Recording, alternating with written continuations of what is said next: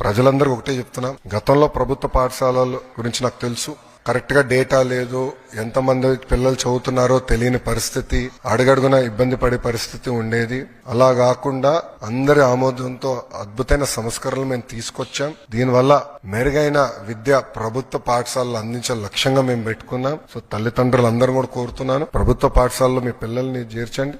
వాళ్ళని ప్రయోజకులుగా తీర్చిదిద్దే బాధ్యత కూటమి ప్రభుత్వం తీసుకుంటుంది. మనం ఇతర రాష్ట్రాల ఎడ్యుకేషన్ మోడల్స్ గురించి మాట్లాడాం. 1 year ఇవ్వండి, ఆంధ్ర మోడల్ ఆఫ్ ఎడ్యుకేషన్ ఏంటో చూపిస్తాం. మొత్తం డిపార్ట్మెంట్ కమిటెడ్ గా మేము పనిచేస్తున్నాం. మీరు టెక్స్ట్ బుక్స్ చూడండి. నేను ఏదైతే శాసనసభ సాక్షిగా చెప్పానో అన్ని మేము అమలు చేశాం. మా ఎవ్వరు ఫోటోలు, గౌరవ ముఖ్యమంత్రి గారి దగ్గర నుంచి మా ఎవ్వరు ఫోటోలు ఆ టెక్స్ట్ బుక్స్ లో లేవు. నో ఫార్వర్డ్స్ ఏమి లేవు. బ్యాగ్ బరువు తగ్గించదని కూడా ఏకంగా అన్ని సబ్జెక్ట్స్ కలిపి ఎప్పుడు ఏ సబ్జెక్ట్ అందించాలో అట్లా అందిస్తున్నాం. సో ఎక్కువ బ్యాగ్ బరువు కూడా ఉండకూడదు. అట్లా చాలా సీరియస్ గా ఆలోచించి సంస్కరణలు తీసుకొచ్చాం. అందుకే ప్రజలందరూ కూడా కోరుతున్నా, మీ పిల్లల్ని ప్రభుత్వ పాఠశాలలో చేర్పించాలని నేను సభాముఖంగా కోరుతాం జరుగుతుంది.